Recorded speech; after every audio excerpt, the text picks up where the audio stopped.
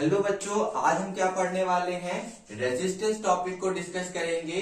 Last lecture में हमने क्या डिस्कस किया कि इलेक्ट्रिसिटी में करंट क्या होता है, पोटेंशियल डिफरेंस क्या होता है, ओम्स लॉ क्या होता है। और जब हमने ओम्स लॉ पढ़ा तो जब पोटेंशियल डिफरेंस और करंट के बारे में पढ़ रहे थे तो उनके बीच में क्या आया था, एक कांस्टेंट टर्म आया था जिसको मैंने नाम क्या दिया था, रेजिस्टेंस। आज हम उसी रेजिस्टेंस के बारे में डिस्कस करेंगे, ये होता क्या है और ये क्यों आता है। ठीक है, ऐसे इसका मतलब कि ये क्यों है।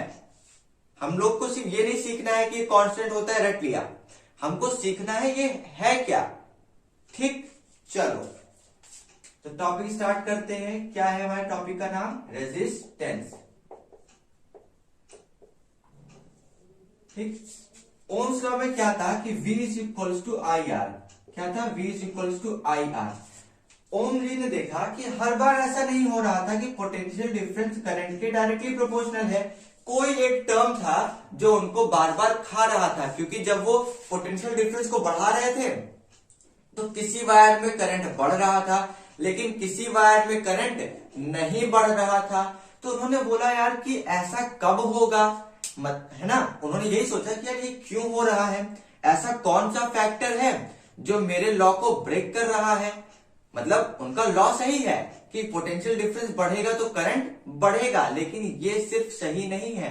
कोई एक फैक्टर है जो कि डिपेंड करेगा कि कब करंट बढ़ेगा और कब करंट घटेगा। वही फैक्टर क्या है? रेजिस्टेंस है। उसी को हमने क्या किया है, उसी को उन्होंने अपने फॉर्मूले में पुट कर लिया कि भाई मेरा लॉ तभी फॉलो किया जाएगा जब आई और आर, देखो आई और आर किस रिलेशन में? मल्टीप्लाई।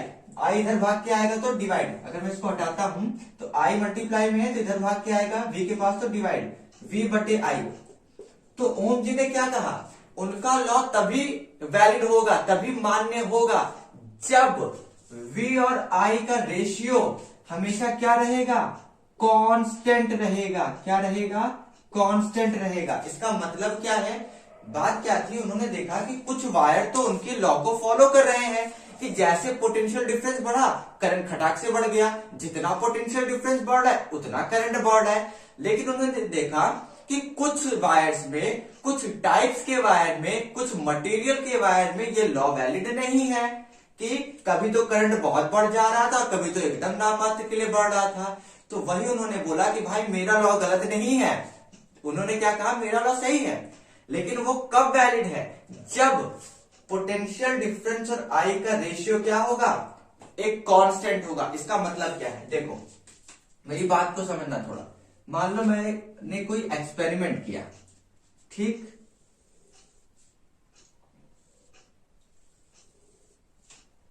एक, दो, तीन, 4 बार एक्सपेरिमेंट किया। ये V क्या है? Potential difference. ये I क्या है? करंट। पोटेंशियल डिफरेंस को किस में नापते हैं? वोल्ट में। तो एक बार मैंने कितनी वोल्ट की बैटरी लगाई वायर से? 2 वोल्ट की। कितनी वोल्ट की? 2 वोल्ट की। जब मैंने 2 वोल्ट की बैटरी लगाई तो करंट कितना बना? 6 एम्पियर। 2 वोल्ट की बैटरी लगाई तो करंट कितना बना? 6 एम्पियर। जैसे ही मैंने 4 वोल्ट की बैटरी लगाई तो कितना करंट बना? 12 एम्पियर। और जैसे ही मैंने 6 वोल्ट की बैटरी लगाई तो करंट कितना बना? 18 एम्पियर। और जैसे ही मैंने, एक सेकंड, ये क्या हो गया, वोल्ट, 8 वोल्ट की बैटरी लगाई, वैसे ही करंट कितना हो गया? 24 AC एम्पियर। ठीक, तो ये मैंने एक्सपेरिमेंट किया कि मैंने देखा कि मान लो ये कोई वायर था, ठीक है, समझना मेरी बात को। ये कोई वायर था, ठीक, ये वायर था। इसमें मैंने क्या किया, इसी वायर को मैंने एक बार 2 वोल्ट की बैटरी से कनेक्ट कर दिया और मैंने रीडिंग ली कि करंट इसमें कितना फ्लो हो रहा था? 6 एम्पियर। और एक बार मैंने 4 वोल्ट की बैटरी से कनेक्ट कर दिया तो करंट कितना, इसी वायर में कितना अमाउंट का करंट बहने लगा? कितना? 12 एम्पियर। और इसी वायर में मैंने 6 वोल्ट की बैटरी कनेक्ट कर दी तो मेरा कितना करंट बहने लगा? 18 एम्पियर।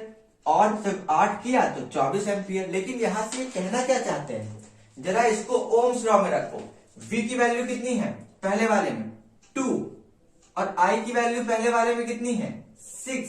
तो is equal to R। R मतलब कुछ नहीं, यहां पे R मतलब आप कुछ मत समझो, कांस्टेंट। 2 1 जा 2 3 जा, तो पॉइंट में आंसर मत निकालो, आर की वैल्यू कितनी आई 1/3। ठीक, उसी तरीके से आप इस वाले में देखो, v की वैल्यू 4, i की value 12 is equals to r, 4 1 जा 4, 4 3 जा 12, 1/3। फिर से एक और 6 upon 18 is equals to r, 6 1 जा 6, 6 3 जा 18, 1/3 r। इस वाले में 8/24 is equals to r, cut 1/3 is equals to r। मतलब इन्होंने देखा कि मैंने एक वायर लिया, ये वाला वायर, ठीक है, मैंने क्या लिया, इस वाले वायर में जब ये सब काम किया तो मैंने देखा कि हर बार एक कांस्टेंट आ रहा है, एक कांस्टेंट। इसी कांस्टेंट को बोला कि ये कुछ क्या कर रहा है, करंट को रोक रहा है। जितना अमाउंट जाना चाहिए था उतना नहीं गया, इसने 1/3 ने क्या किया, कुछ करंट के अमाउंट को रोक दिया, और इसी करंट की रुकावट को बोलते हैं रेजिस्टेंस। वही उन्होंने चेक किया कि हर बार तो यार ये नहीं हो रहा है, कोई तो है जो करंट को रोक रहा है। वही को उसी चीज को उन्होंने बोला वो एक कांस्टेंट टर्म है, और वो मेरा लॉ कब वैलिड होगा, जब उस वायर से हर बार ये फॉर्म होगा। मतलब हर बार एक चीज आएगी जो कि क्या होगी, कांस्टेंट। अगर मेरे में कांस्टेंट नहीं आता है मतलब वो जो वायर है वो मेरा लॉ फॉलो नहीं कर रहा है। क्या नहीं फॉलो कर रहा है, उनका लॉ क्या था, लॉ कि जितना ज्यादा पोटेंशियल डिफरेंस उतना ज्यादा करंट। ठीक, तो अब हम समझते हैं कि रेजिस्टेंस समझ गए ना क्या है, कि रेजिस्टेंस एक तरीके की रुकावट है जो कि क्या करती है, इनके लॉ को कभी कभी ब्रेक कर दे रही थी। और वो कब ब्रेक कर रही है, किन फैक्टर पे ब्रेक कर रही है, कब कब वो लॉ ब्रेक हुए, अब हम सीखेंगे कि कैसे रेजिस्टेंस डिपेंड करता है, कब रेजिस्टेंस ज्यादा होता है, कब रेजिस्टेंस कम होता है। ठीक, चलो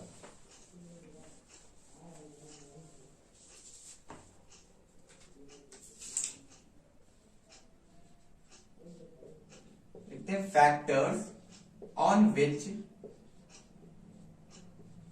इट मतलब यहां कौन है, रेजिस्टेंस डिपेंड्स, मतलब किन फैक्टर्स पे रेजिस्टेंस डिपेंड करता है। सबसे पहला फैक्टर है लेंथ ऑफ ए वायर। सबसे पहले क्या है, लेंथ ऑफ वायर। मतलब ये क्या है, इसको समझते हैं थोड़ा। मान लीजिए कोई वायर है, हर बार हम इसी वायर को लेंगे, ठीक है, यही हमारी कोई वायर है।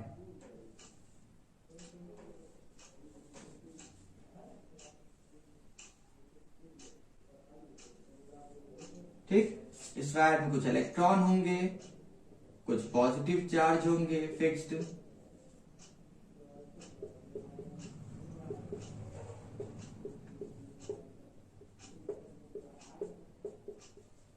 ठीक, इस तरीके से कुछ फिक्स पॉजिटिव चार्ज है और कुछ फ्री इलेक्ट्रॉन्स है।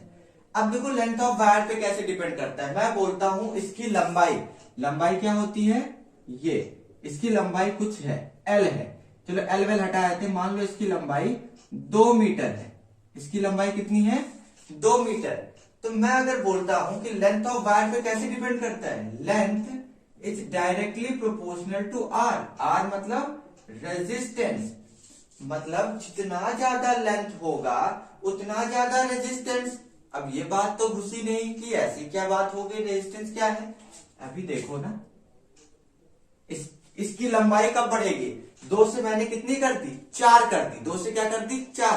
कब 4 होगी, इसको क्या करेंगे, ऐसे खींचेंगे, और जब खींचेंगे तो क्या हो जाएगा, लंबा हो जाएगा, और जब ये चीज लंबी होगी तो ऑटोमेटिकली ये चीज छोटी। अरे देखो ना, जब भी आप किसी रबड़ बैंड को ऐसे खींचते हो तो जब इस साइड से खींचते हो तो यहां से क्या होता है, पतला होता है, इधर से लंबा, इधर से पतला। जब च्युइंगम खाया है, च्युइंगम भी देखा होगा, जब आप खाते हो तो क्या करते हो, ऐसे जब खींचते हो तो क्या होता है, ऊपर से पतला पतला पतला हो जाता है, इधर से लंबा लंबा लंबा हो जाता है कि नहीं। तो वही चीज है। और जैसे हमने 2 मीटर से इसको कितना लंबा कर दिया, 4 मीटर।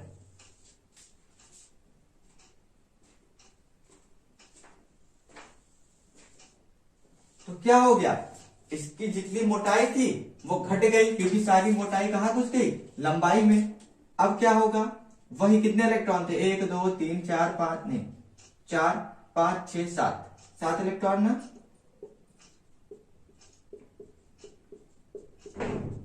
3 3 6 7, चलो यहाँ आते हैं। और कितने प्रोटॉन थे, 1 2 3 4 5 6 7 7, 3 4 5 6 7। अब देखो किस केस में आप बताओ इलेक्ट्रॉन आराम से चलेगा, इस वायर में कि इस वायर में। वेरी गुड, इस वायर में। भाई इसमें क्या है, जगह ज्यादा है इलेक्ट्रॉन को चलने में, तो इस वायर में बढ़िया से इलेक्ट्रॉन फ्लो करेगा।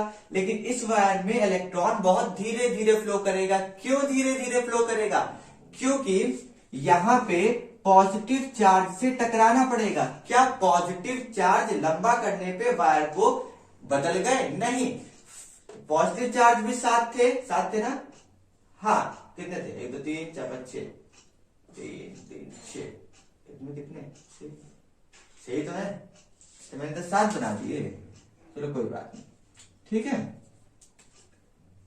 तो बात क्या है, उतने ही इलेक्ट्रॉन उसमें है, उतने ही इलेक्ट्रॉन इसमें है, उतने ही प्रोटॉन इसमें है, उतने ही प्रोटॉन या इलेक्ट्रॉन नहीं बदलता है।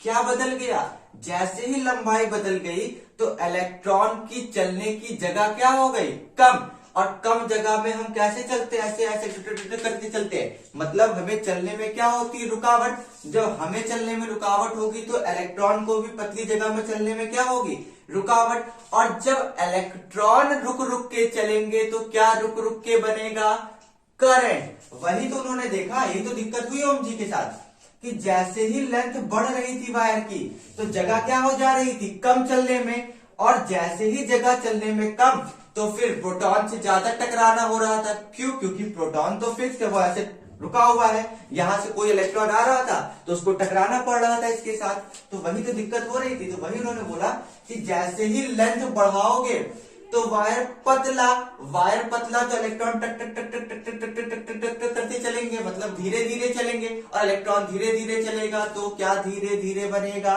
करंट धीरे धीरे बनेगा। तो करंट धीरे बन रहा है, मतलब क्या हो रहा है, करंट कम बन रहा है। कब, जब इलेक्ट्रॉन को चलने में दिक्कत। और इसी इलेक्ट्रॉन को चलने की दिक्कत को बोला जाता है रेजिस्टेंस। ये इलेक्ट्रॉन की रुकावट क्या होती है, रेजिस्टेंस। इसी आर को बोला जाता है रुकावट, ठीक है। क्या बोला जाता है, रुकावट। और किसकी रुकावट, इलेक्ट्रॉन के चलने में, ठीक है। बात समझ आ गई, जैसी लेंथ बढ़ेगा रेजिस्टेंस भी बढ़ जाएगा। रेजिस्टेंस मतलब इलेक्ट्रॉन को चलने में दिक्कत, इलेक्ट्रॉन को चलने में दिक्कत मतलब करंट की कमी। बात समझ आ गई। रेजिस्टेंस मतलब कुछ नहीं होता है, ये जो दिक्कत फंस रही है इलेक्ट्रॉन को चलने में, यही रेजिस्टेंस है। किसमें दिक्कत आ रही है, इस वायर के अंदर, ठीक। चलो दूसरा फैक्टर उन्होंने क्या बात कही, हमने क्या सीखा था, किसी में करंट कम हो रहा था मतलब इसमें दिक्कत हो रही है ना इलेक्ट्रॉन को चलने में, तो धीरे धीरे चलेगा और धीरे धीरे चलेगा तो करंट कम। दूसरे केस में एरिया ऑफ क्रॉस सेक्शन पे भी डिपेंड करता है। अब कुछ लोग को ये भी नहीं आ रहा है और एरिया ऑफ क्रॉस सेक्शन क्या होता है तो समझ लो। ये देखो, मान लो ये पूरा वायर, ये क्या है, पूरा वायर। तो वायर का ये जो मोटा वाला भाग होता है इसको बोलते हैं एरिया ऑफ क्रॉस सेक्शन। देखो ना, ये पूरा वायर है तो ये जो मोटा वाला भाग, ये वाला भाग, इसको बोलते हैं एरिया ऑफ क्रॉस सेक्शन। जो गोल सा है, जैसे वायर होता नहीं है, ये जो गोल सा भाग होता है, ये गोल वाला भाग इधर का, इसको बोलते हैं एरिया ऑफ क्रॉस सेक्शन, ठीक है। ये वाला भाग, ये वाला, ठीक। इन्होंने क्या बोला, एरिया ऑफ क्रॉस सेक्शन पे रुकावट कैसे डिपेंड करेगी। इन्होंने कुछ ऐसा लिख दिया सुंदर सा। अब मुझे आप लोग बताओ कि ये क्या है। वेरी गुड, जिसने सही बताया बहुत अच्छी बात है। क्या है, ये इनवर्सली प्रोपोर्शनल है। इनवर्सली ही क्यों, क्योंकि ये 1 में है और इसका मतलब प्रोपोर्शनल। प्रोपोर्शनल कैसा है, इनवर्सली मतलब इनवर्सली प्रोपोर्शनल। इनवर्सली प्रोपोर्शनल का मतलब क्या होता है, एक चीज बढ़ेगी दूसरी चीज घटेगी, और अगर एक चीज बढ़ेगी तो दूसरी चीज ऑटोमेटिक घटेगी, मतलब डायरेक्टली का उल्टा, इनवर्सली, ठीक है। क्या बात हुई, एरिया ऑफ क्रॉस सेक्शन मतलब ये, मान लो मेरे वायर का एरिया क्रॉस सेक्शन इतना है और जैसे ही मैं एरिया क्रॉस सेक्शन बढ़ाऊंगा तो वायर का एरिया क्रॉस सेक्शन कितना हो जाएगा, बहुत बड़ा हो जाएगा। तो अभी इतना है, अब एरिया क्रॉस सेक्शन बड़ा हो जाएगा। कैसे, इसी वायर का हम सेम वायर पे काम करेंगे तो जैसे ही इसको एरिया क्रॉस सेक्शन बढ़ेगा तो कैसा हो जाएगा, ऐसा कुछ दिखेगा। अगर मैं एरिया ऑफ क्रॉस सेक्शन को क्या कर देता हूं, देखो यहां पे एरिया क्रॉस सेक्शन मान लो 2 मीटर स्क्वायर था, मान लो 2 मीटर स्क्वायर था, तो यहां पे एरिया क्रॉस सेक्शन क्या हो गया, 4 मीटर स्क्वायर। और भाई हमने जैसे ही लेंथ को बढ़ाया तो क्या हुआ, मोटाई कम। तो जब मोटाई को ऐसे बढ़ाएंगे तो लेंथ भी क्या होती है, कम होती है। देखना आप लोग घर पे भी ट्राई करके देखना, जब हम मोटाई को किसी को बढ़ाते हैं तो लेंथ क्या हो जाती है, ऑटोमेटिक कम। अरे खुद देखो ना, मान लो ये मेरा बोर्ड है, ठीक, ये तो वैसे खींचेगा नहीं लेकिन समझना, ये बोर्ड है, जैसे ही मैं इसको ऐसे ऐसे खींचूंगा तो ये इधर से क्या है, पास आते जाएगा, मतलब ये क्या होगा, इधर से जितना लंबा था वो पतला हो जाएगा और ये इधर से मोटा हो जाएगा। बात समझ आ गई। तो जब हम वायर को इधर से ऐसे खींचेंगे तो इधर से तो ये बड़ा होगा लेकिन इधर से ये पतला हो जाएगा, ठीक। तो इसकी लंबाई अब कितनी हो गई, 1 मीटर स्क्वायर, मतलब अगर ये डबल तो ये आधा हो जाता है, ठीक। चलो, और हाँ इस बात को भी ध्यान रखना कि अगर एरिया क्रॉस सेक्शन डबल तो लेंथ ऑटोमेटिकली आधी, एरिया क्रॉस सेक्शन ट्रिपल तो लेंथ ऑटोमेटिकली 1/3, मतलब 1/3 हो जाएगी उसकी, ठीक। क्या हो जाएगी, अगर एरिया क्रॉस सेक्शन ट्रिपल होगा तो लेंथ 1/3, ठीक। चलो, अब यहां पे भी उतने ही, कितने प्रोटॉन थे, 3 3 6।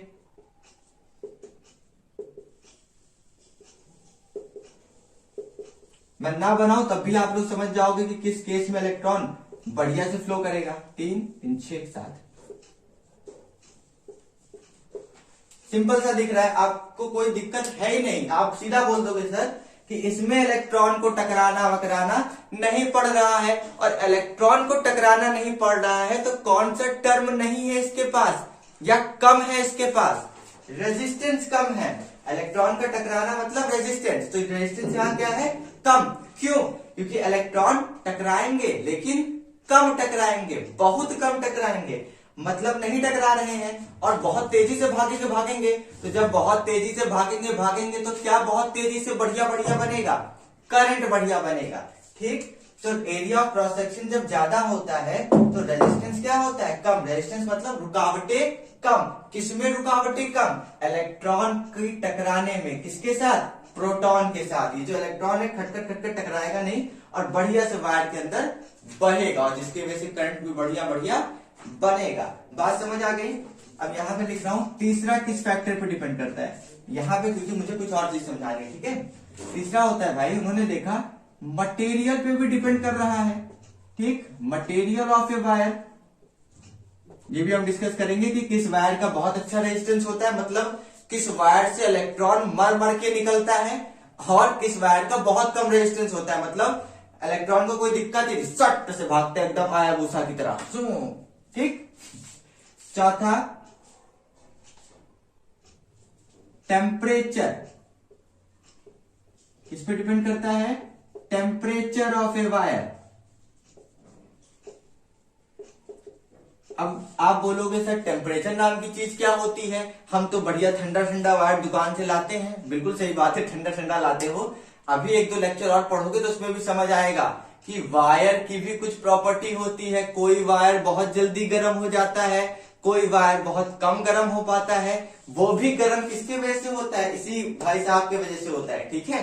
तो बस इतना समझो कि टेम्परेचर पे डिपेंड करता है, जितना ज्यादा रेजिस्टेंस होगा उतना ज्यादा टेम्परेचर होगा, मतलब resistance is directly proportional to temperature. तो अच्छा बताओ, इस वायर में ज्यादा टेम्परेचर होगा कि इस वायर में, वेरी गुड, इस वायर में। क्यों, क्योंकि इसमें इलेक्ट्रॉन को टकराने में दिक्कत हो रही है, तो इलेक्ट्रॉन का माथा गर्म हो रहा है, और इलेक्ट्रॉन का माथा गर्म हो रहा है मतलब वायर की पूरी शरीर गर्म, और वायर का शरीर गर्म मतलब टेम्परेचर हाई, ठीक है। चलो, हाँ अभी काम खत्म हो गया।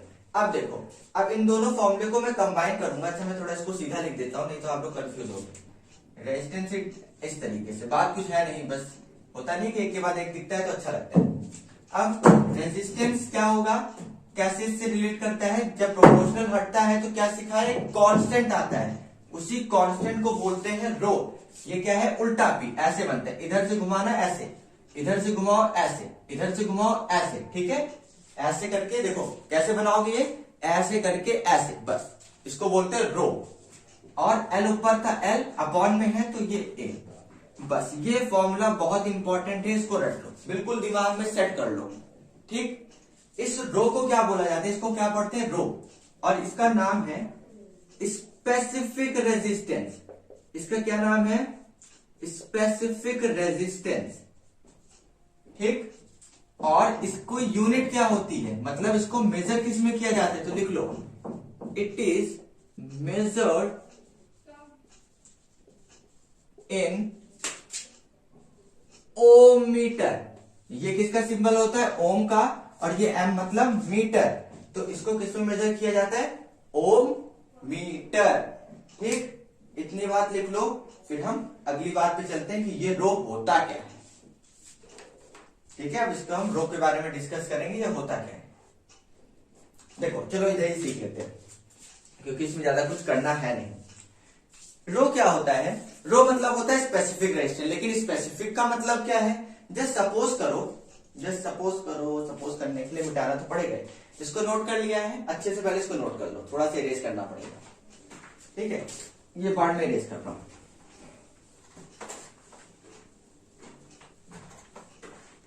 मेरी बात समझना, मान लो ये कोई पहला केस है, ये पहला वायर है जो कि कॉपर का है,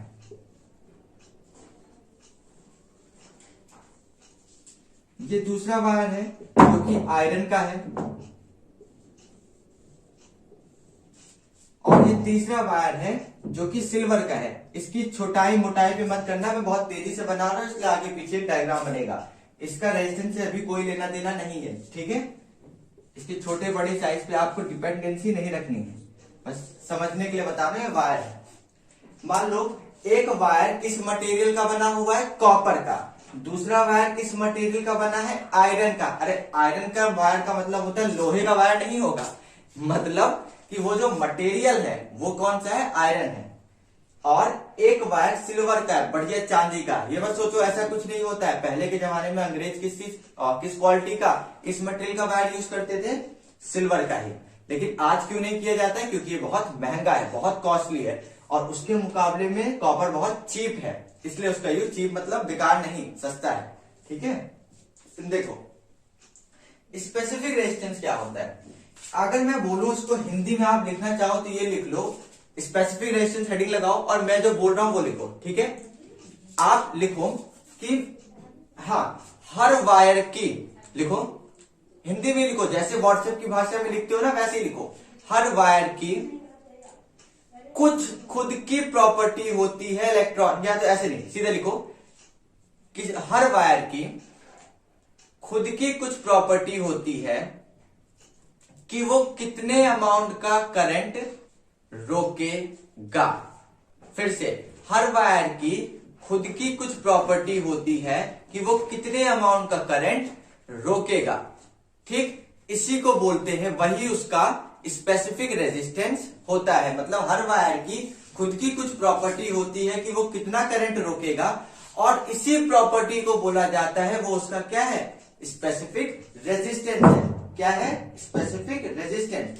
मतलब आप जैसे देखा हमने, रेजिस्टेंस किस पे डिपेंड कर रहा है, अगर लंबाई बढ़ा दें तो क्या होगा, और बढ़ जाएगा भाई, इलेक्ट्रॉन दिक्कत होगी चलने में। मोटाई बढ़ा दे मतलब एरिया क्रॉस सेक्शन बढ़ा दे तो रेजिस्टेंस कम हो जाएगा, क्योंकि बढ़िया से इलेक्ट्रॉन फ्लो करेगा।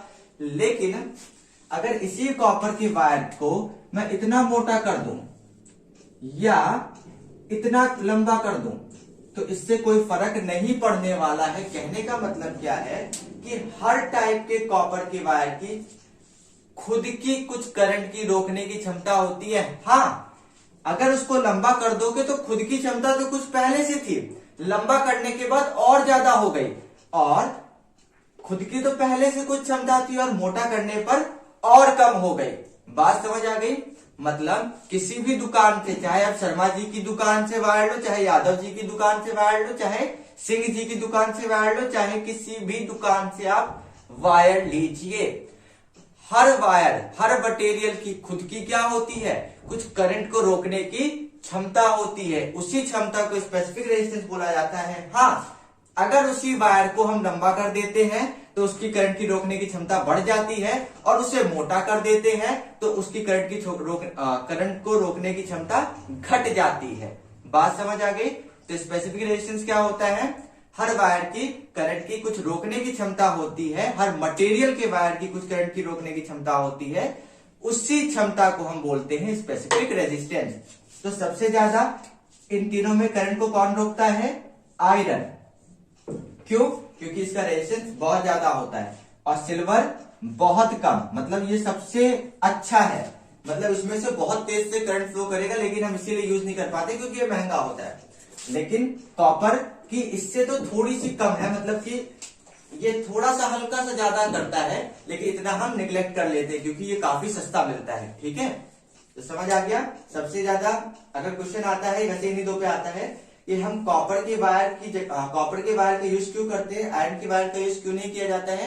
क्यों? क्योंकि कॉपर की वायर का जो रेजिस्टेंस होता है वो बहुत कम होता है, जिसकी वजह से करंट बढ़िया फ्लो कर पाता है, और जब करंट बढ़िया फ्लो करेगा तो ये जो पंखा लाइट वगैरह है बढ़िया से घरों में चलेगा। अगर हम आयरन की वायर का यूज करें अपने घर की लाइफ में, मतलब घर में, तो क्या होगा कि ये रेजिस्टेंस इसका ज्यादा है, जिसके वजह से इलेक्ट्रॉन टकरा टकरा के चलेंगे तो करंट बनेगा नहीं तो बढ़िया से काम धाम नहीं होगा। ठीक, चलो स्पेसिफिक रेजिस्टेंस समझ आ गया ना कि हर वायर की खुद की कुछ प्रॉपर्टी होती है, और स्पेसिफिक रेजिस्टेंस डिपेंड किस पे करता है? दो फैक्टर पे, मटेरियल पे, तो ये तो बात सही है, मटेरियल पे। ये मोटाई लंबाई पे डिपेंड नहीं करता, याद रखना, ये मोटाई लंबाई पे डिपेंड नहीं करता है। आप किसी भी दुकान का वायर लो, कॉपर का है तो उसकी खुद की कुछ रोकने की क्षमता होगी, आयरन का है तो खुद की कुछ रोकने की क्षमता होगी, बिना मोटा पतला किए। मटेरियल पे डिपेंड करता है। दूसरा डिपेंड करता है टेम्परेचर पे। ठीक, इसको लिख लो।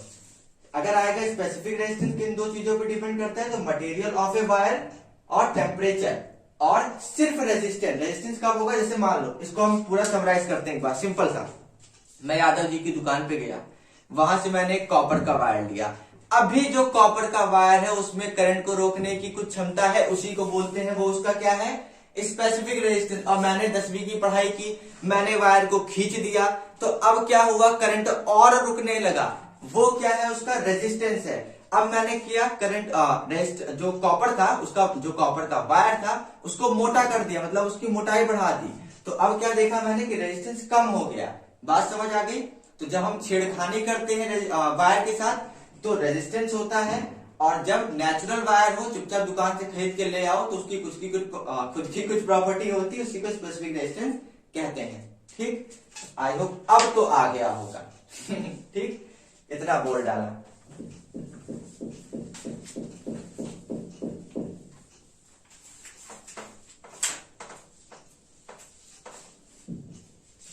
ठीक है, और थोड़ा भाई जो लोग अभी भी वीडियो देख रहे हो लेकिन कॉपी किताब बंद है और बस मनोरंजन चल रहा है, तो वो कोई मतलब नहीं है आपका। या तो आपको मनोरंजन नहीं करना है तो कुछ और कर लो, यहाँ पे मनोरंजन के लिए नहीं आना है, पढ़ाई करनी है, वो भी मन लगा के।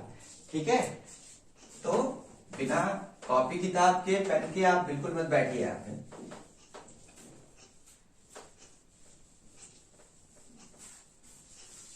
चलो, ये हमारा समझ आ गई बात। अब हम आज सीखेंगे थोड़ा सा कि सीरीज क्या होती है और पैरेलल क्या होता है। वैसे आप लोग को ज्यादा से ज्यादा लोग को तो पता होगा मेरे ख्याल से, लेकिन थोड़ा सा मैं बता दूं कि सीरीज क्या है, पैरेलल क्या है।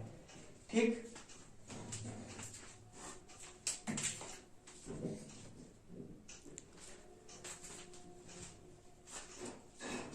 देखो सीरीज क्या, ठीक, देखो सीरीज का मतलब होता है लाइन बाय लाइन, पैरेलल का मतलब होता है ऊपर नीचे। नहीं आया कोई बात। मान लो ये कोई वायर है, ये क्या है? कोई वायर है, उसमें मैंने कुछ ऐसी चीज लगा दी। अब कभी भैया दुकान पे जाओगे तो ऐसा मत मांगना कि ऐसे दिखने वाली चीज दे दो। ठीक है, ये किसका सिंबल है? रेजिस्टर का सिंबल है। ये किसका सिंबल है? रेजिस्टर का। ठीक है, हमने एक रेजिस्टर लगाया, ये टेढ़ा मेढ़ा क्या है? दूसरा रेजिस्टर लगाया, एक और टेढ़ा मेढ़ा क्या है?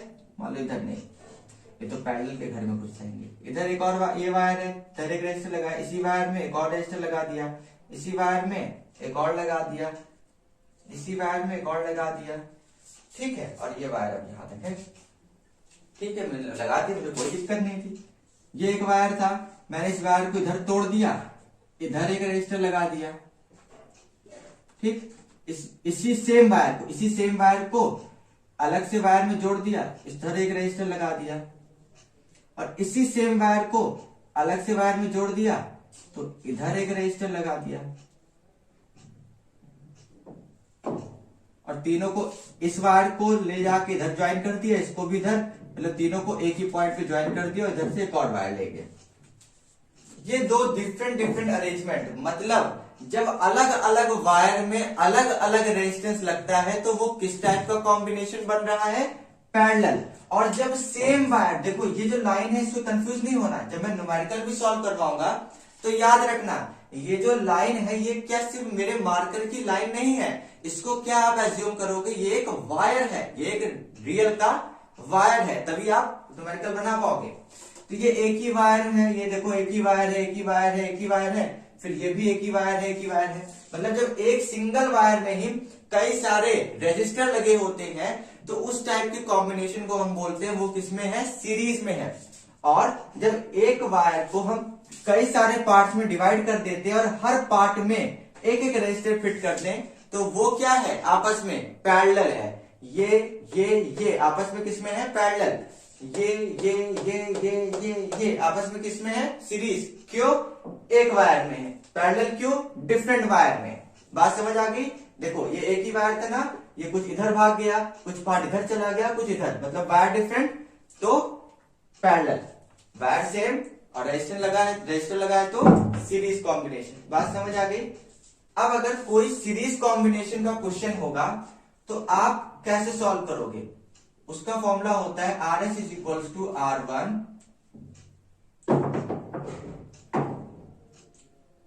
R2 plus R3 plus RN, और सीरीज का होगा तो 1/RP 1/R1 plus 1/R2 plus 1/R3 plus dot dot dot dot dot dot 1/RN। मतलब कुछ नहीं है, कुछ भी नहीं है। RS मतलब रेजिस्टेंस इन सीरीज। अगर सीरीज में लगा हुआ तुम्हें दिख जाए, सीरीज में कैसे लगा है, अगर सेम वायर में रेजिस्टर लगा है, कुछ करना नहीं है यार, सिंपल सी बात है।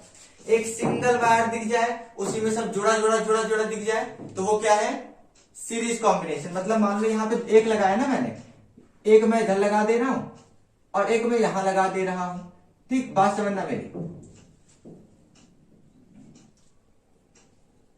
एक मैंने यहां लगा दिया, देखो ये भले इनसे पैरेलल में, लेकिन देखो ये वायर आया आया आया आया आया, इसी सेम वायर में कितने रेजिस्टर लगे हैं, 2। तो मतलब ये सीरीज में है। सेम वायर में एक रेजिस्टर ये लगा है, एक रेजिस्टर ये, मतलब वायर तो सेम है, इसी में लगे हैं ना, तो मतलब ये सीरीज। वायर अलग, जैसे ये एक वायर है, इसके ऊपर एक और वायर है, इसके ऊपर एक और वायर है, और हर वायर में अलग अलग रेजिस्टर, वायर अलग तो पैरेलल, वायर सेम तो सीरीज। बस इसको रट के रखना दिमाग में। आरपी मतलब पैरेलल, और पैरेलल का थोड़ा तामझाम है, इसमें तो कुछ नहीं, जैसे 1 + 2 + 3 करते हैं वैसे इसमें प्लस करना है, और इसमें क्या है, बस अपॉन है, अपॉन का थोड़ा आना चाहिए बस, ठीक। बाकी इसके न्यूमेरिकल आप बहुत मजे से सॉल्व करोगे। चलो इरेज कर दें। याद रखना, जब सीरीज का कॉम्बिनेशन तो इस तरीके से जोड़ना, और पैरेलल में है तो इस तरीके से।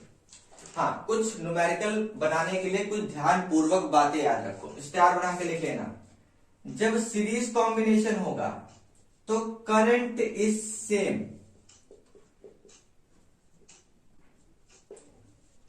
अब बोलोगे कुछ लोग के दिमाग में करंट सेम लिख लेते, करंट सेम, अरे यार क्या लिख रहे हो, कोई मतलब है नहीं।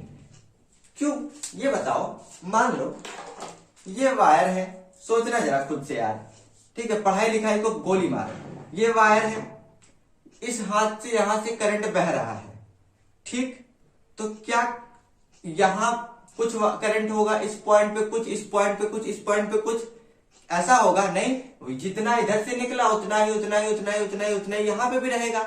मतलब एक वायर में सेम ही तो करंट बहेगा, तो वही तो लिखा है भाई। सीरीज क्यों है ये, क्योंकि ये सेम वायर है और सेम वायर में करंट सेम। भाई यहां से गया गया गया गया गया गया, वही तो ये भी है, वही गया गया गया, वही तो ये भी है, तो करंट सेम। लेकिन कुछ इधर हो जाएगा, कुछ इसके अक्रॉस हो जाएगा, कुछ इसको अक्रॉस हो जाएगा, कुछ इसके अक्रॉस हो जाएगा, कुछ इसके अक्रॉस हो जाएगा, कुछ इसके अक्रॉस हो जाएगा। वो इसके अक्रॉस क्या हो जाएगा?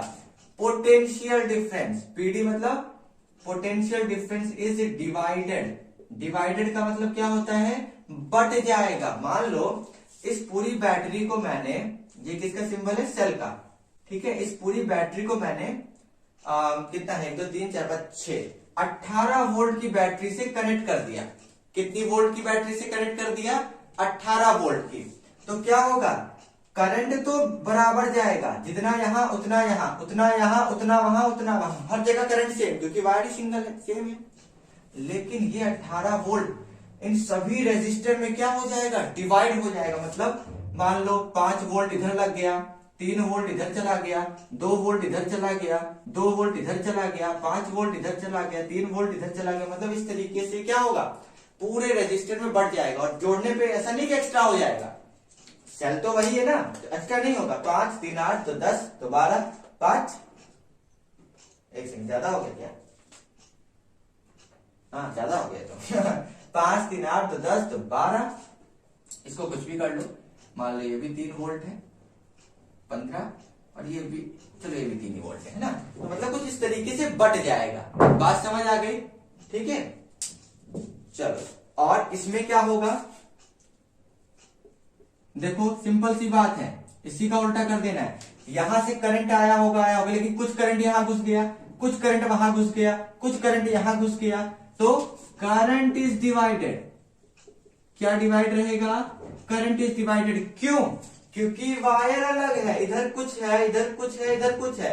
आया तो सेम, लेकिन ये ऐसे गया, वायर अलग हो गया ना, मतलब करंट डिवाइड हो गया। करंट डिवाइड मतलब पैरेलल कॉम्बिनेशन। लेकिन यहां पे इस पूरे के अक्रॉस क्या सेम रहेगा?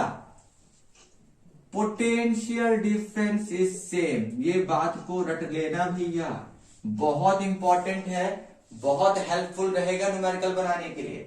सीरीज कॉम्बिनेशन में जो भी पोटेंशियल डिफरेंस होता है, कुछ कुछ कुछ कुछ कुछ करके बढ़ जाता है। और सीरीज में वायर तो सेम रहता है, इसी वजह से करंट सेम रहता है।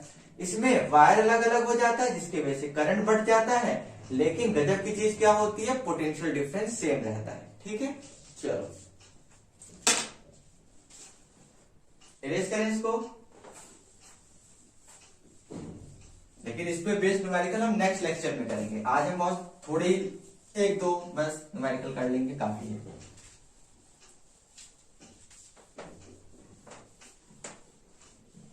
देखो हमने 2 टाइप का अरेंजमेंट लिया है, कुछ इस तरीके का है, कुछ इस तरीके का है। आपको कुछ करना ही नहीं। मान लो मैं सॉल्व करने जा रहा हूं ए पार्ट।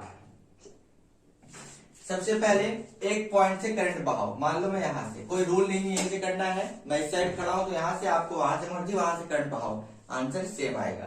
क्या है? करंट गया गया गया गया कुट हो गया, यहाँ पे भैया रुक गया। बोलेगा भाई अब मैं यहाँ क्या खाई में गिर जाऊं? नहीं, आपने वायर एक यहाँ लगा के रखा है और एक वायर यहाँ, मतलब मैं जो आ रहा हूं वो कहाँ बट जाऊंगा? यहाँ 2 डिफरेंट वायर में। तो कुछ मैं इधर जाऊंगा और कुछ इधर। तो क्या हुआ? यहां से करंट आया और यहाँ बट गया। तो बट गया तो ये दोनों वायर में जो लगे हुए रेजिस्टर है ऑटोमेटिकली किसमें है? पैरेलल। तो कुछ नहीं करना है, सिंपल पैरेलल के फॉर्मूला लगा दो। और कितना लगाना है? कितने हैं? एक रेजिस्टर ये है, एक रेजिस्टर ये है, और इस रेजिस्टर का रेजिस्टेंस कितना है? 2 ओम, और इस वाले का भी 2 ओम। तो 1/R1 प्लस 1/R2। R1 कितना है? 2 ओम, और R2 भी कितना है? 2। गजब की चीज देखो, हमारी दिक्कत क्या फंसती थी? डिनोमिनेटर डिफरेंट रहता था, एलसीएम लेना, पेलसीएम लेना, बहुत तामझाम। लेकिन यहाँ क्या सेम है? डिनोमिनेटर सेम है। तो डिनोमिनेटर जो रहता है एज इट इज उतर जाता है, और ऊपर की चीज प्लस प्लस हो जाती। तो 1 + 1 1, 1 + 1 2 अपॉन 2। कितना आ गया कट के? 2 1 जा 2, 2 1 जा 2, 1। अब ये क्या आया? रेजिस्टर 1/RP की वैल्यू आई है। देखो RP नहीं आया, 1/RP। देखो 1/1 आया ना, तो 1/RP कितना आ गया? 1/1। अब हमें क्या करना होता है? RP को पलटाते हैं तो 1/1 भी पलट जाएगा, तो आरपी जैसे ही पलटेगा तो क्या आएगा, आरपी को जैसे हमने पलटाया तो आरपी अपॉन 1, और इसमें तो कुछ है ही नहीं, सेम है, तो 1/1 मतलब 1/1 है ना। ये वाला 1 ऊपर जाए, ये वाला 1 नीचे, बात तो एक ही है। तो अब इससे क्या होगा, 1 के नीचे कोई वैल्यू नहीं होती है, इधर वाले 1 की भी नीचे कोई वैल्यू नहीं होगी, तो रेजिस्टेंस कितना आ गया 1। लेकिन क्या 1 रेजिस्टेंस को किसमें नापते हैं, ओम, तो 1 ओम, ठीक है। रेजिस्टेंस क्या है 1 ओम।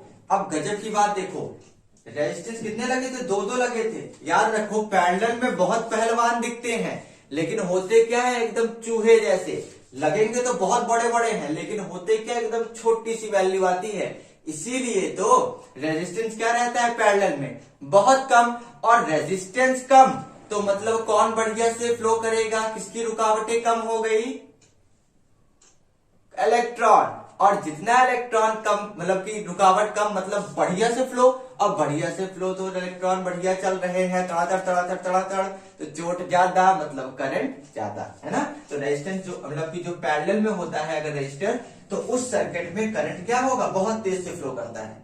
क्यों, क्योंकि उसका ओवरऑल ये क्या है, ओवरऑल रेजिस्टेंस क्या रहता है, कम। ठीक, इसको इरेज कर लेते हैं। पैरेलल कॉम्बिनेशन में जो ओवरऑल लगे तो बहुत बड़े बड़े रहेंगे, लेकिन ओवरऑल रेजिस्टेंस क्या रहता है, बहुत कम रहता है। देखो बच्चों, मैंने उस क्वेश्चन को हटा दिया, क्यों, क्योंकि उसमें थोड़ी सी दिक्कत थी। ठीक है, मैं फिर से नया क्वेश्चन बना रहा हूं। तो क्या आज मैं सोच रहा हूं सिर्फ सिंपल टाइप के करें, ताकि ये वीडियो लेक्चर थोड़ा बड़ा हो गया है और आप बोर मत हो। क्योंकि हम जब कुछ सीख के जाते हैं ना, हमें लगता है कि हमसे न्यूमेरिकल बन रहे हैं, तो हमें बड़ा अच्छा लगता है। और जब को हमको लगता है कि यार न्यूमेरिकल तो सॉल्व ही नहीं हो रहा है, ये तो बहुत टफ है, तो हमको जितना टफ होता नहीं है उससे ज्यादा टफ लगने लगता है। ठीक है, ये 2 ओम है, ये 1 ओम है, ये 1 ओम है, ये 2 ओम है। ठीक है, अब ये वाला कैसे करेंगे, तो यहाँ हेडिंग लगाओ बी पार्ट। देखो, हमें सिर्फ पहचानना है, खेल चल रहा है कि चाहे पहचानना है पैरेलल है कि सीरीज है। पैरेलल तो पैरेलल का फॉर्मूला, सीरीज है तो सीरीज वाला।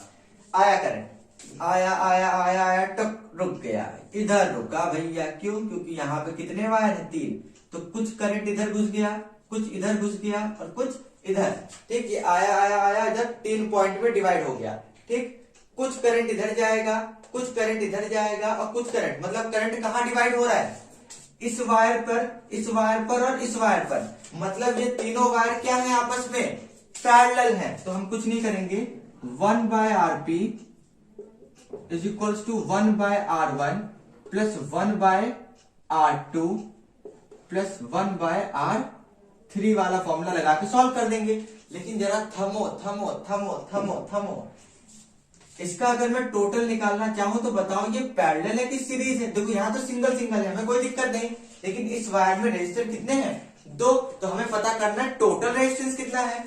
तो देखो इधर से देखो कैसे पहचानना है, कुछ नहीं, ये वायर गया गया गया गया गया गया, सीधा है, एक ही वायर है, तो एक ही वायर में same current same current same current, तो सेम वायर सेम करंट मतलब कैसा कॉम्बिनेशन, सीरीज। मतलब ये दोनों किस कॉम्बिनेशन में, सीरीज में। तो सबसे पहले लिखेंगे RS, इसको नाम दे दो ये R1 है, इसको नाम दे दो ये R2 है, इसको नाम दे दो ये R3 है, और इसको नाम दे दो आप ये R4 है। तो R2 और R3 किस रिलेशन में है, कॉम्बिनेशन। तो हम लिखेंगे R2 प्लस R3, हम टोटल निकालेंगे, तो ये 1 है, ये 1 है, तो इसका रेजिस्टेंस कितना आ गया, 2 ओम। तो RS कितना आ गया, 2 ओम, मतलब इसको जोड़ने पर कितना आ गया, 2 ओम। तो सर्किट दोबारा से कैसे बन जाएगा, इस टाइप का कुछ, ये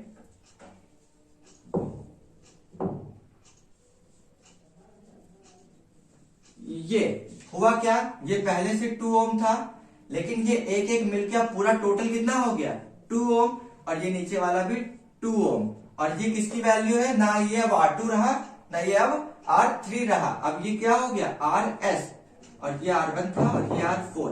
तो हम यहाँ क्या लिखेंगे, अब ये देखो तीनों किसमें है, पैरेलल। क्यों, क्योंकि तीनों जगह करंट डिवाइड है, और करंट डिवाइड मतलब वायर अलग, और वायर अलग मतलब पैरेलल। तो 1/Rp is equals to 1/R1 plus 1/RS। RS क्यों, क्योंकि RS की वैल्यू निकालना हमने, क्योंकि अब वो ना R2 है ना R3 है, जुड़ गया है वो। RS मतलब रेजिस्टेंस सीरीज, ठीक है, कंफ्यूज नहीं होना है। अब क्या करेंगे, कुछ नहीं, 1/2 1/2 1/2, ठीक। अब फिर से डिनोमिनेटर सेम है, तो जो डिनोमिनेटर रहता है वो एज इट इज आ जाता है। 1 1 1 कितना हो गया, 3 हो गया भाई। देखो ना, 1 + 1 + 1, देखो भाई 2 2 2 नहीं जुड़ता है, डिनोमिनेटर क्या रहता है, एक रहना चाहिए। अगर एक नहीं है तो आपको एक करना है। जस्ट सपोज यहाँ पे लिखा होता 3 और यहाँ पे भी मान लो 2 ही है, कोई दिक्कत नहीं। तो रेजिस्टेंस देखो, देखो डिनोमिनेटर का सेम है, ये 2 है, ये 3 है, ये 2 है। तो आपका पहला फोकस क्या होना चाहिए कि डिनोमिनेटर मतलब नीचे वाली चीज को सेम करो। अगर सेम नहीं है तो, अगर यहाँ तो हमारे पास सेम था तो हमने जैसे था वैसे का वैसे लिख लिया, ऊपर की चीज को प्लस कर लिया। अगर सेम नहीं होगा तो ऊपर की चीज प्लस या माइनस नहीं हो सकती है, ये याद रखो, ठीक है। तो 1/RP इतना आ गया। अब यहाँ क्या दिक्कत फंसी यार कि ये 1/RP है, ठीक है, लेकिन हमें तो RP की वैल्यू निकालनी, तो तरीका तो बताया है ना, RP है तो इसको पलटा दो, लेकिन ये पलटेगा तो भाई ये भी पलटेगा, ठीक। अब RP/1, भाई ये पलटा तो RP ऊपर गया, 1 नीचे आ गया, और ये पलटेगा 2 ऊपर जाएगा और 3 नीचे। समझ आ गया, 1 की नीचे वैल्यू नहीं होती है। तो बच्चों थोड़ा कनेक्शन लॉस हो गया था। देखो क्या होगा, यहां से टक टक करके 1 खत्म हो गया, और जैसे ही 1 खत्म हुआ तो क्या 3 भी खत्म हो जाएगा? नहीं, 3 की तो वैल्यू होती है ना नीचे। ये चीज थोड़ा बेटा आनी चाहिए कि हम लोग देखो, क्योंकि मैंने देखा है कुछ बच्चों को कि ये भी नहीं आता है, इसीलिए मैं इतना आप लोग को ले जाता हूं कि यहाँ पे जो वीडियो चल रही है वो कमजोर से कमजोर बच्चे के भी दिमाग में घुसे और कम से अच्छे बच्चों की तो घुसी जाए। अच्छे बच्चे का सेंस का मतलब होता है कि जिसका माइंडसेट अच्छा हो। अच्छा बच्चा ये नहीं होता जो अच्छा है वो अच्छा ही है, और जिसको पढ़ाई लिखाई कम समझ आती है वो बेकार हो गया, निठल्ला है, ऐसा नहीं है। बस कहने का मतलब है कि अच्छे बच्चे का मतलब है कि जिसका माइंडसेट अच्छा है, जो क्विकली किसी चीज को समझ जाता है, जिसका बेसिक्स अच्छे है वो अच्छा है। जिसके बेसिक कमजोर है वो थोड़ा सा वीक है, लेकिन खराब नहीं है, सिर्फ वीक है, और वीकनेस को खत्म किया जा सकता है, ठीक है। और खराबी को खत्म नहीं किया जा सकता। कोई चीज खराब हो गई तो उसको ठीक नहीं किया जा सकता, लेकिन कोई चीज वीक है तो उसको ठीक किया जा सकता है, ठीक है। जैसे सेब खराब हो जाएगा तो उसको आप फिर उसके बाद दोबारा ठीक नहीं कर सकते हो, लेकिन अगर वो कमजोर हो गया तो उसको इंजेक्शन लगा के फुला सकते हो ठीक। देखो तो 3 की यहाँ वैल्यू होती है, क्या होगा, 3 नीचे है ना, तो नीचे वाला नंबर हमेशा इस डिवाइड में बाहर और ऊपर वाला नंबर अंदर, और डिवाइड करेंगे क्या आएगा, 3 की टेबल में क्या 2 आता है, नहीं आता है, तो हम 0 लगा के पॉइंट लगाते हैं, तो एक 0 बढ़ गया। 3 की टेबल कितनी बार पे 20 आएगा, 20 नहीं आता है तो क्या आएगा 6 जा 18, और कितना आएगा कट जाएगा, और आंसर 2 नीचे आएगा। फिर पॉइंट लगाया, 0 बढ़ेगा, कंटिन्यू ये ऐसे ही चलता रहेगा, ठीक है। 6 6 6, तो हम लिख देंगे रेजिस्टेंस कितना आ गया 0.67, और रेजिस्टेंस है तो किसमें नापते हैं, ओम में। अब देखो वही चीज मैंने समझाई थी ना, देखो ये देखो सीरीज था, थे एक एक, लेकिन टोटल कितने हो गए 2, मतलब रेजिस्टेंस बहुत ज्यादा। और यहाँ पे ये तामझाम तो देखो 2 तो 4 तो 6 लगे बहुत सारे थे उड़ उड़ के, लेकिन है कितना बहुत छोटा। इसीलिए पैरेलल में करंट क्या रहता है बहुत ज्यादा, क्योंकि इलेक्ट्रॉन को टकराना नहीं पड़ता, और इलेक्ट्रॉन को नहीं टकराना पड़ता है तभी तो करंट बढ़िया से बनता है। क्यों? क्योंकि रेजिस्टेंस बहुत कम, तो इलेक्ट्रॉन नहीं टकराएगा, ठीक है, कोई रुकावट नहीं। याद रहेगा कि पैरेलल कॉम्बिनेशन में रेजिस्टेंस बहुत कम आता है, कभी वैल्यू गलती से ज्यादा भी आ रही तो समझ जाओ गलत कर रहे हो। अगर वैल्यूज इन सब नंबर से ज्यादा आ रही है तो कंफर्म है कि आप गलत कर रहे हो, ठीक। वैल्यूज हमेशा कम आती है, और सीरीज में वो तो आप कर ही लोगे यार, लाइन से जोड़ना है, ठीक है। हमेशा वैल्यू ज्यादा आती है, इन सबसे क्या होगी, वैल्यू हमेशा बढ़ के आएगी, ठीक। चलो अब यहाँ पे ये लेक्चर कंप्लीट हो गया। अगले लेक्चर में फिर से हम रेजिस्टेंस को डिस्कस करेंगे, रेजिस्टेंस को डिस्कस करेंगे मतलब उसके न्यूमेरिकल बढ़िया बढ़िया वाले सॉल्व करेंगे कि कोई इतना है, डबल हो जा रहा है, ट्रिपल हो जा रहा है, उस टाइप वाले। और कुछ ओम्स लॉ पे अच्छे बेस्ड न्यूमेरिकल्स करेंगे, कौन से वाले, जिसमें रेजिस्टेंस का भी काम होगा और V = IR वाले फॉर्मूले का भी काम होगा, ठीक है। तब तक के लिए बाय बाय।